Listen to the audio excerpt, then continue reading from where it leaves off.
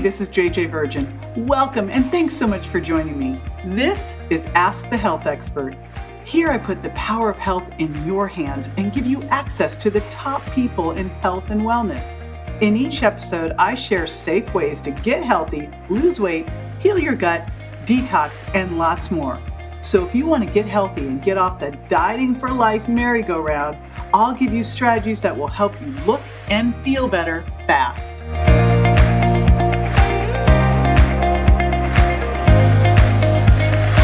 All right, so in this Ask the Health Expert, we are going to ask a midlife exercise specialist all about what the best exercise to do, especially for your core. So if you've been going, it's some way for me to burn off this belly fat, we are going to be digging into that, digging into some exercise myths, and really what you can do to be hormonally balanced with your exercise, all that good stuff. And I have Debra Atkinson of Flipping 50 with me. She has literally helped over 250,000 women now flip their second half of their life with vitality and energy. She's the best-selling author of You Still Got It, Girl, the After 50 Fitness Formula for Women, Navigating Fitness After 50, and Hot Not Bothered. She also hosts Flipping 50 TV and the Flipping 50 podcast, and she's a TEDx speaker. She's a subject matter expert recognized by the American Council on Exercise, AARP, Washington Post, Prevention Magazine, and USA Today. And her TEDx talk, Everything Women in Menopause Learned About Exercise May Be a Lie. Oh my gosh, you'll definitely want to listen to that one. We also have, she's someone who, whenever I do a course, I include her in it. She is my go-to on exercise. And remember, I started my life as an exercise physiologist. So I'm super picky on this in this area because I have a big background in it. So I love everything she has to teach and say. She is so spot on, and she really is the go-to fitness professional, fitness expert in this area, training other trainers as well. She's also got a great gift for you for listening, for tuning in, that you'll be able to get at jjvirgin.com/flip. So be sure to grab that. And when you do, make sure you get started on it. All right, I will be right back with Debra Atkinson. Stay with me.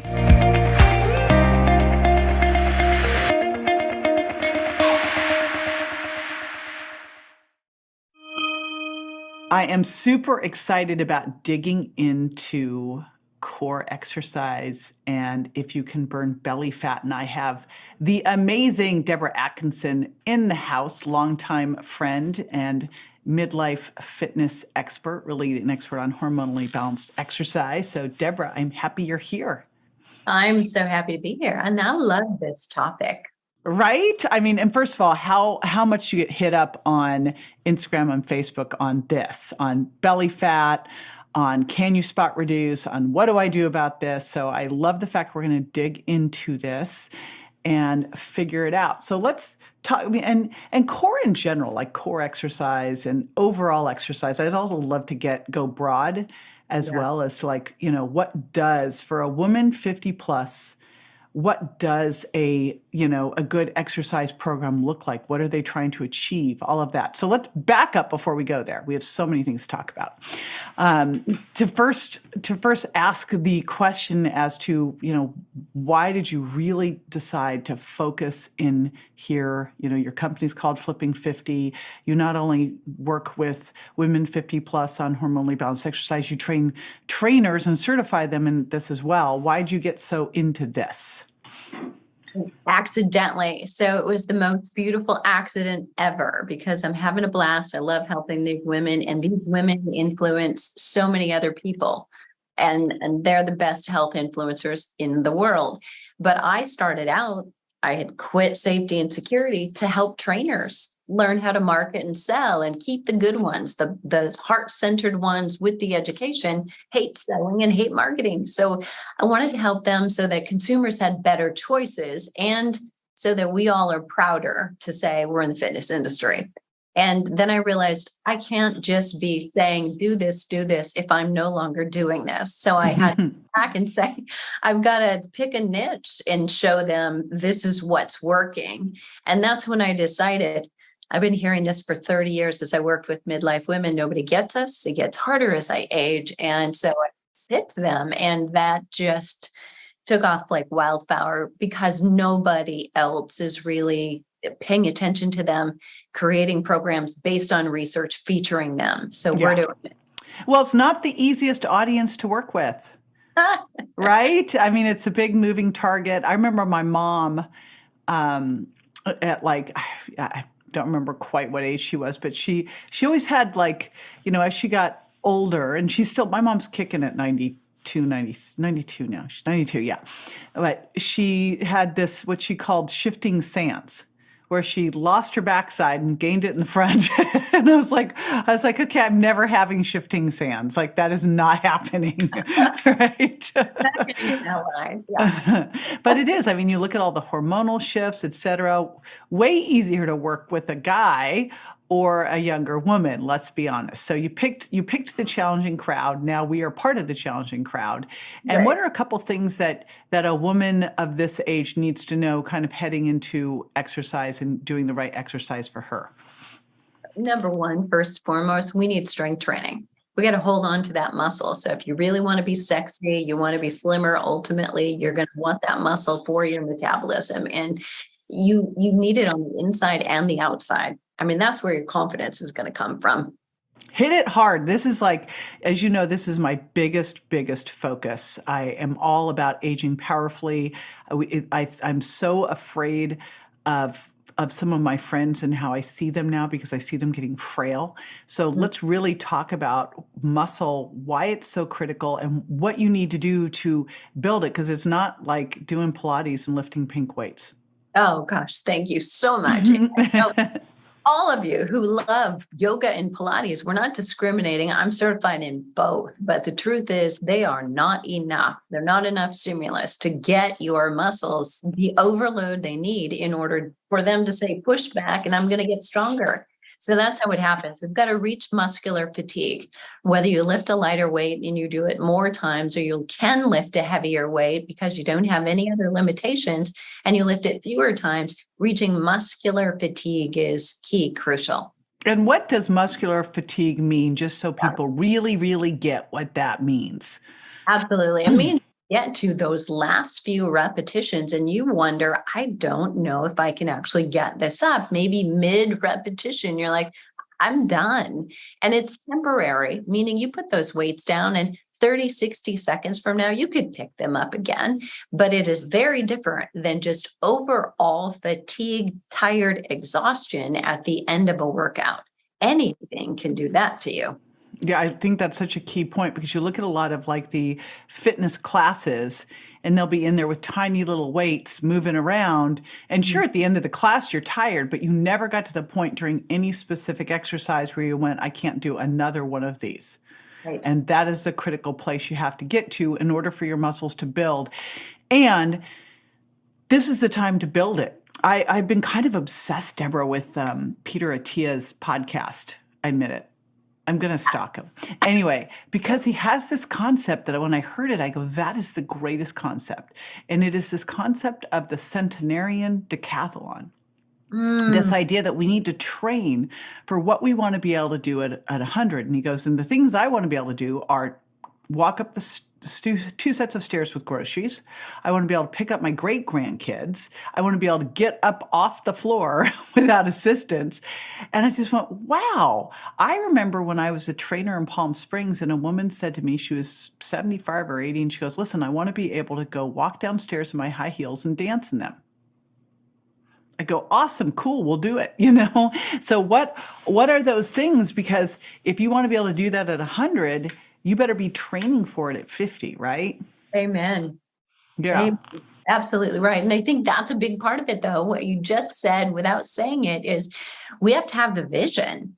We have to be thinking and imagining what we want, because right now we haven't had a great model. We're the model. We are.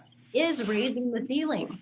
Yep. And I mean, prior to this, I used to take people to Gold's Gym in Venice way back when, and the women were afraid. They were afraid to go. I go, you are not going to get bigger. Like, right. It's not going to happen. You're going to get smaller and it will hold everything in tighter. So talk about what muscle does for us, metabolically, physically, et cetera, too, just to further convince people. Well, it's the only metabolic activity or active type of tissue that we've got. So, I mean, your fat is not burning anything for you, it's just taking up space. And your bone isn't either, although crucially important. But another argument, another reason why you need strong muscles is number one, they actually pull on the bone. That's one way of strengthening them. And you're doing the right thing for your muscle to gain that lean muscle mass and stimulus. You're also increasing your bone density, or at least preventing losses. The same exact thing that improves your muscle doesn't necessarily improve your bone. It takes a little more stimulus to do that. But the other thing, the hidden piece, right? So we increase the lean muscle, we're going to increase your metabolism, the number of calories you burn. But, if we really get down to the science, it may not be a whole lot. I mean, it may be 30 calories by the end of the day, depending on your size. But what is the hidden metabolism boost is now you feel like doing all the other things all day long for 23 hours when you're not even exercising. So you're burning calories all day. And that total energy expenditure is so much more important than people think. So it's not just 30 or 60 minutes at the gym. It's how does it make you feel, and what does it make you want to do or inspired to do the rest of the day?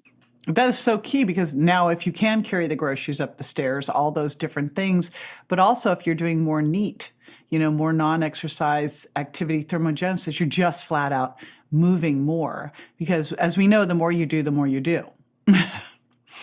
That's absolutely right. So, you're more inspired. It feels good. Movement feels better because you've got more muscle. It feels like less effort. And I mean, most of us are running to pleasure, things that feel good, as opposed to those that don't. So now, beyond adding muscle and doing that via, moving your body through, space, and it's hard and you can't keep doing it, what else do you have in as critical in exercise? Well, in order to get all the other exercise that you need mobility. I mean, we need to be doing some range of motion exercise, and it's not the old flexibility. Like, I could care less if you could sit on the floor and touch your toes, which is what we all used to do, and say, this is the best flexibility test. And it really doesn't matter. I mean, look at your daily activities of life, and are you able to do them? Can you put the dishes on the top shelf if you do that regularly? Can you put your carry-on bag in the compartment by yourself? I mean, those kinds of things.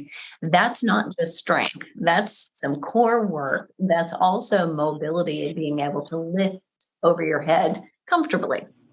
I saw I'm trying to think of where this research came out of, but I thought this was super fascinating, and looking at mortality. And one of the things that they correlated mortality with was your ability to stand on one leg. Mm-hmm. So I have now blessed my yoga teacher, because I was always like that lifted mountain. I'm like, why are we doing this? And I have to stand on one foot, and I broke my foot when I was like 19. So standing on that foot is always like, sketchy. So being able to stand on one foot, being able to get off the floor, not having to grab onto something or with assistance, were actually correlated with mortality. And I was like, that's so things you would never think about, right? Yeah. So key critical. Well, that brings us into core. Let's talk about why core is important, and also kind of jump on the myth that just won't go away. I think we all know it's not true, but we still keep doing it in hopes that maybe we're wrong. It's this idea that like tons of sit-ups will burn belly fat. So let's dig into core exercise here. So here's why it is important, right? And then we'll talk about how to get there. But the reason core is important is, number one, I think 80% of people get lower back pain in their life. 80% of those people have it recur again and again. So not a great prognosis. Nobody wants to go there and be incapacitated. But the other thing is, it's an enabler from the positive side. It enables you to do all of the other things that truly give us a flatter stomach, help us to lose the body fat that can be centrally located right there in the midsection and took up residence there when we weren't looking, by strength training and doing high intensity interval training. Being able to go faster or against more resistance is actually going to help, and been proven for women in postmenopause to help them target that visceral body fat. So core is important because it helps you be stronger and get faster as well. Yeah, I think about that. And I think, of the weakest link. And if your core is not strong, squatting is going to be impossible. You're not going to be able to sprint, like all the things that we tend to think of. Oh, I can't do that. I'm older. But could that be just because our core isn't where it needs to be? So we can't do all of those things, even getting groceries out of the car, the important things. Okay. So you said a little thing that I want to hit. And then we'll move back to like what's important here with core and the mistakes that we might be making. You said a little like core allows you to do HIIT that then allows you to burn that visceral fat. Yeah. Yeah. And don't we all want to do that? I mean, Right. So explain that. Explain what HIIT is. Just I've talked about it, but just in case. Absolutely. Always good to hear it again. And then what visceral fat is and how that all happens and why it's important. Yeah, that was a loaded sentence, wasn't it? So yeah, you just dropped it down there and I'm like, oh, no, you don't. High intensity interval training. So let's be clear on what that is and what it's not.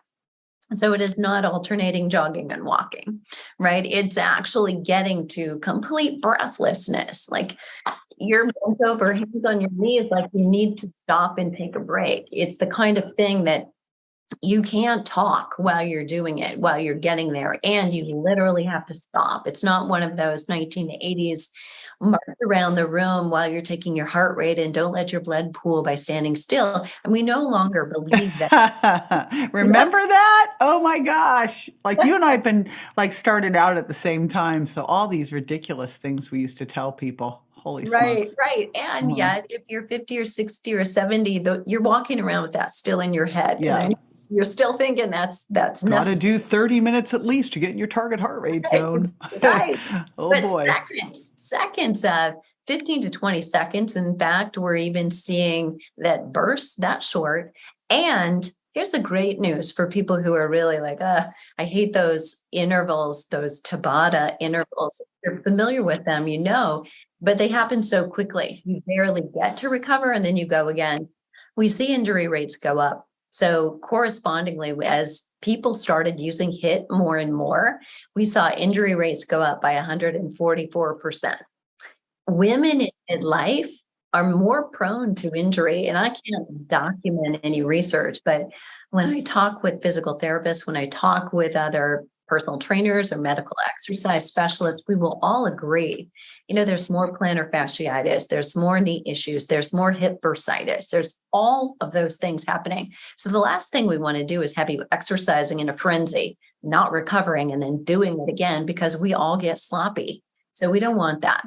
But now the good news is we can do something called high intensity repeat training. And Mark Sisson wrote about this. And, it's basically do those bursts, but you can take up to 3 minutes to recover if you want to, as long as you do the same amount of bursts as you might do high intensity interval training, same results, lower risk. Nice. Yeah. Nice. And I think the important thing here, and I remember the first time I went and did them, I was doing them with a friend. And we were on those big step mills that go around, like the stairs that go around on the gym. And I about threw up. I was like going, okay, because you forget the feeling you felt, because it's really the feeling you felt when you were like 6 on the playground. Yeah. And you were like chasing someone. Or getting chased. All out. And you thought, and your lungs burnt, and you just, then you went, I am never doing that again. Right? That is the feeling you have to get to. So it's pretty unpleasant. What is Mark saying? It doesn't take that many times. So it doesn't. So how many times do you need to do? When you're starting out, you do three times. So you do a warm up. So you're prepared because you're going hard, and then you want to cool down, but 3 times. So 3 times, increasing maybe to 5 as you progress, and 6. But we reach this point where there's a no ROI on doing more, because that's where we get hurt. I always say more is not better on this one. Harder is better. Right. And that's the thing. It's like, no, it does not get easier. You just get stronger. Yes. And you never, because I had someone once tell me, they go, oh my gosh, I've been doing HIIT and it's so great. Now I can do 2 minutes on, and I go, then you're not doing HIIT, because that's not what it is. Like you could never do 2 minutes. I go, just the better is to burn out faster. Truth. So true. Yeah. And I've got people telling me that too. It's like, no matter what, I feel like, always can do more. I'm like, well, No. fine. It Yeah. is hard though, because people tend to look at workouts and just do more. And I go, more is not better here. Like Yeah. more is where you get hurt, more is when you start to get bad results, etc. All right, so we've talked about that. We've talked about visceral fat, and maybe just kind of go into visceral fat, because we have lean body mass, we have fat mass, but then in fat mass we have subcutaneous, we have visceral. Subcutaneous is the stuff we hate, but visceral is the stuff that really hates us. So what is it? Well, visceral fat is like Santa Claus fat, right? It's like the big belly. That was my softball coach in high school. I don't know about anybody else, but that seems to be a common denominator. But it's really where it's within, and it's taught, as opposed to the pinch and inch. And here's the killer. You could have both. Darn it. You said that for him, but you got him. So that visceral fat, though, truly is a killer. So it's within and woven like a marbled steak back in the 80s. And that's what's kind of within your internal organs. So that puts you at greater risk for heart disease and many other diseases. So we want to nip that one right away. And best ways to do it, it's been proven to, as well as just strength training, total body strength training. So you're hitting major muscle groups is a tremendous fat burner for visceral fat. Nice. And this is one that you can actually go do a DEXA body scan. And which these need to be, this just be something that someone does at least once a year, but probably every quarter. It's not expensive. And what happens when you get that is you'll find out your fat-free mass, how much of your body is lean mass and bone. And then you'll find out how much your body is fat mass. And then you'll find out how much of that's visceral fat. And then you'll also find out your bone density. And you still don't hear about people doing these. And it just needs to be a thing. And especially for the bone and for the visceral fat. We've really got to make sure we're affecting a change there. Okay, so that's visceral fat. Now let's dig into actual core exercise and what this looks like. So, here's the thing. I think to anybody who's listening who's over 45, get off your back. All right. Anyway, okay. But there's so many better ways to do core. We don't need to be doing crunching. And I won't say there aren't a couple exercises where I like one called single leg marching, where you're on your back. You're stabilizing, you're moving your limbs so that your core has to brace. And it's like a plank, basically the same task. We all learned how to brace when planks got popular. And we do it. But if you're sitting upright right now and you're sitting away from the back of your chair, essentially you're bracing in some way. There's not a lot of leverage there, a lot of resistance that you're fighting, but you're fighting gravity. So just think about it. It's easy to sink down into your chair. So if you take your hands and splay them, and you put your thumb on your bottom ribs and your pinkies at your hips, so you can kind of feel it, and your fingers are splayed in that soft area. Take a deep breath in, and then I want you to exhale like you're blowing through a straw, and just exhale it all the way out. Keep going to the point where you feel like I can't get any more and I'm almost coughing. Keep going, keep going, keep going. And what you will feel is that you're just right now working what we call the transversus abdominis. And a lot of people would say, I've never actually felt that before. When I do core work, I don't feel that. Now, if you just do one or two more, you should realize you can hold that TBA while you breathe, while you talk. It's still on, and you've learned how to engage it. That, girlfriend, is your personal girdle. It's one of the best things you can do while you're lifting weights. Be aware of your form while you're going for a walk, but it doesn't restrict you. We're not sucking in.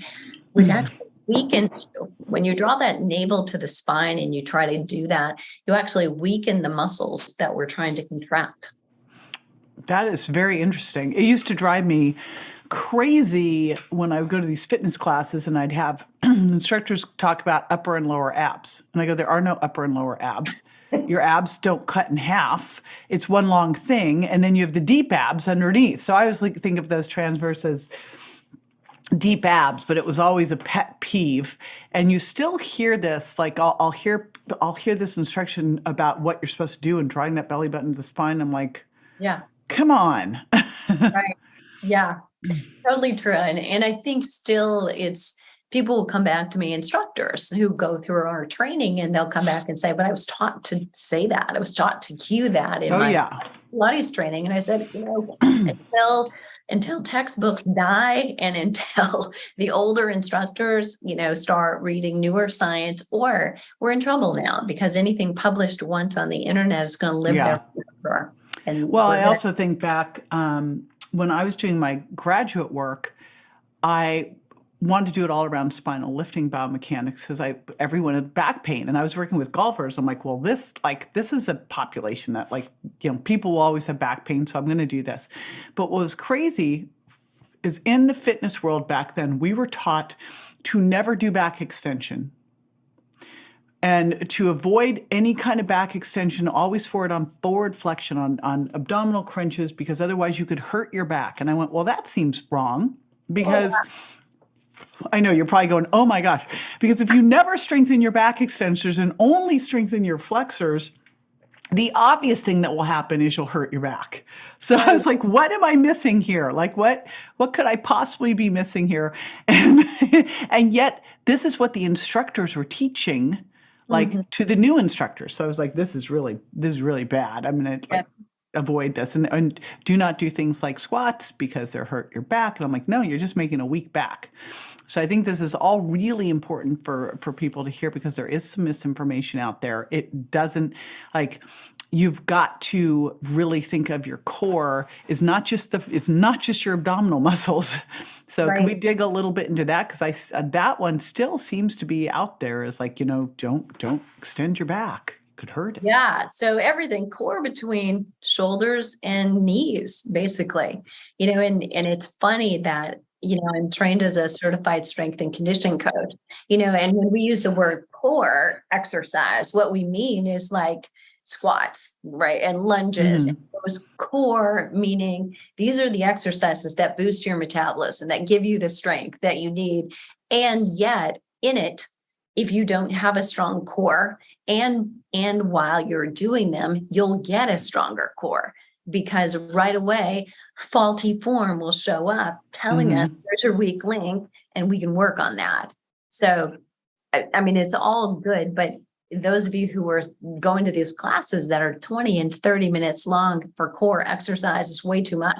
You probably need 2.5 to 5 minutes regularly of a variety of exercises that work on the 5 different muscle groups. That transverse abdominis, your rectus abdominis is the last thing on your list, so that if you run out of time, you don't need it. We're already really good at forward flexion. Stop right now. And that's where everyone spends all their time. Exactly. Yeah. So we need those back extensors, and we need those rotation muscles with inner and outer obliques, and for lateral flexion, because we do forward flexion, extension, and rotation all in about 3 seconds as soon as we're awake, getting out of bed. The most challenging things we do. So we all need those things. We need a variety of movement in order to make those things stronger for life. Yeah.